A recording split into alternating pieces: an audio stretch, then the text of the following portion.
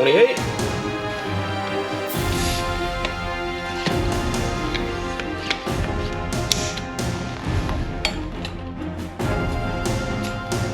And 28. So ever since I started running the D-Sport Adventures at a slightly higher pressure than the swing arm on the KLR recommends, I have noticed a definite increase in the road manners and especially highway performance out of the bike in general. And truth be told, I think just putting a few thousand miles on them has really helped too. But ever since I did that high versus low fender test on the Tenere 700 last season, I've been wondering if maybe the low fender mod would be the thing to do on the Gen 3. Now, of course, I could go with a slightly less aggressive tire, but we all know that that's not an option for me. So I think the best thing to do is try to get rid of this giant air shovel at the front of the bike. And I've always heard that that could have something to do with the sort of wild handling of the KLR at highway speeds. However, I just never really thought it would be that big of a deal until I did that test on the Tenere 700 and watched the fender kind of wobbling around on there on the highway. So before I go all out and do that, I decided I would try something that I saw on the Gen 3 Facebook page. And that's this KXF 450 dirt bike fender. However, looking at the two side by side here, I've got to say I'm not all that confident that this is going to make that big of a difference since the width is about the same. But according to a fellow rider, this should clean up some of the road manners. So we're going to take the KLR out as is. We'll mount a 360 camera to the front so we can kind of see that front fender possibly dancing around in the wind. After that, we'll swap it out, take this out, do the same test, and see how they compare. So we'll take the bike up to cruising altitude here, 70 miles an hour indicated on the GPS. Everything seems fairly stable at this speed. Front fender doesn't look like it's wobbling side to side. Bounces around a little bit on the bumps, but nothing too much to report there. Obviously, the bike isn't 100% stable, but given the tires and the type of bike, obviously that's to be expected. However, honestly, I don't really notice any issues. Even kind of shifting the bike side to side, I don't get any sort of weird wobbles or anything. There is a bit of a lag that you can see, and I think it's just the knobbies sort of folding over as the weight gets transferred from side to side. Not a huge deal, obviously not a deal for cornering, but still totally 100% rideable.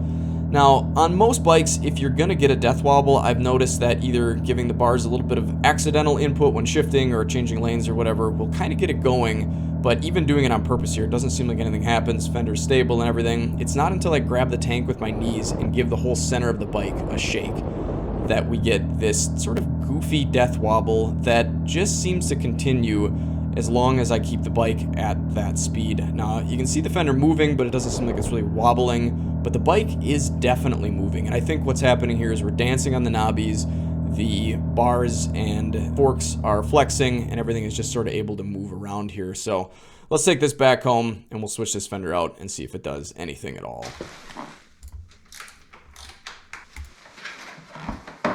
So one thing I didn't really give much thought to is this little brake line / ABS sensor tie. If I decide to go with the other fender, I'll probably swap this over to there. I don't really think we want that brake line flapping around in the wind. So I guess looking at it now here, it definitely looks like we have a lot more surface area on the original fender towards the back, where this new one is much skinnier. Oh yeah, I guess that does. And I guess honestly even the front does have a little bit more surface area up there. So let's stick this on and see how it works.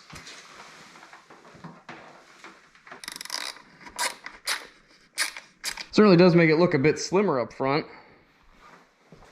Can't decide if I like it better or not. What do you guys think? Let me know down in the comments.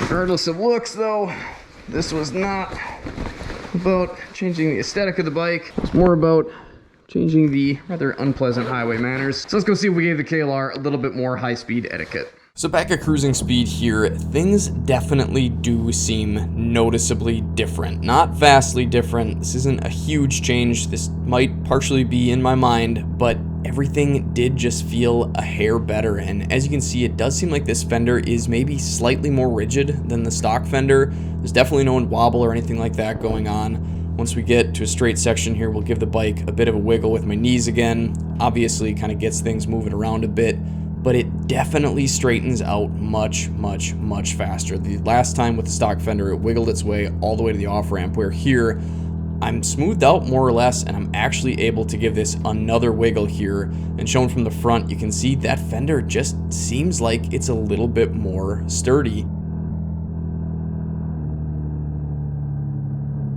So even though I was a little bit skeptical at first, I've got to say, after testing it and kind of the more I've thought about it, I think this fender has kind of a lot of things going for it that the stock fender doesn't. The stock fender is angled at a much steeper slope and basically has the largest part of the fender almost at like a 45-degree angle, if not more than that. So that's really going to take a lot of wind, and obviously the width is going to make a difference, even though it's just a little bit bigger than this fender. The farther out you go, the more leverage you're going to have on the front wheel and the bars, the forks and everything. So any bit you can suck that in is going to help. I mean, if you're running 70 miles an hour, that's a lot of pressure pushing on that front fender.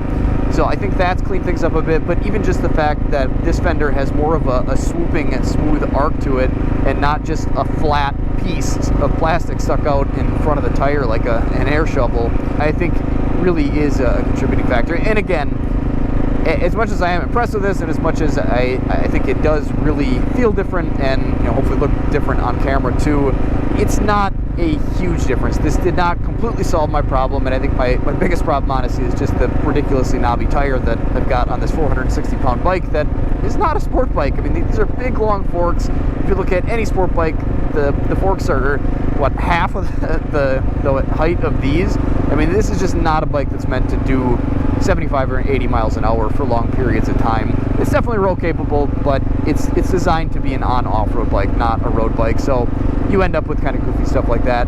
Of course, paired with a ridiculous set of tires, you're going to have some problems. And I think I've shown here that this fender will definitely help clean some of that up. And if you're somebody that runs a slightly less aggressive tire, honestly, this might fix your problem. But I think for me, really the best thing to do is probably to stick a fork brace on this, regardless of whether I go with a lower fender or not. My issue is really just the fact that there is so much play between that front tire and the bars, and my ridiculously knobby tires can kind of get things wobbling around, and it just all sort of works together to make the bike feel loose and sort of uncomfortable. So I think a fork brace would help. I don't know if I'll try one or not. I guess we'll see. You guys have to let me know if you think I should try one down in the comments. I've heard that they help off-road. They kind of make me a little bit nervous off-road just because they sit so close to the tire, and I ride a lot of trails that have sticks and stuff, and I've thrown many a stick through the forks of the Gen 2 KLR, my Tenere 700, and I think probably at least one or two on this bike so far. So that's sort of an issue for me. I guess that maybe having it a little bit more safe on the highway would be worth possibly pinching a stick in there, but I don't know. We'll have to see, I guess. So hopefully this video was helpful to you guys. If it was, let me know down in the comment section. Hit the like button. If you want to pick up anything you saw in the video today and help me make more videos like this, there's of course links down in the description to Rocky Mountain ATV. If you click on those links and buy anything that you need, even just an oil change or something on Rocky Mountain ATV, they send a little bit back my way, and it helps me make more videos like this for you guys. So I definitely appreciate that. Big thanks to everybody that's been using it. Until next time, guys, get out, enjoy this beautiful world any chance you get. And if you can't do that right now, there's more videos to check out in the meantime.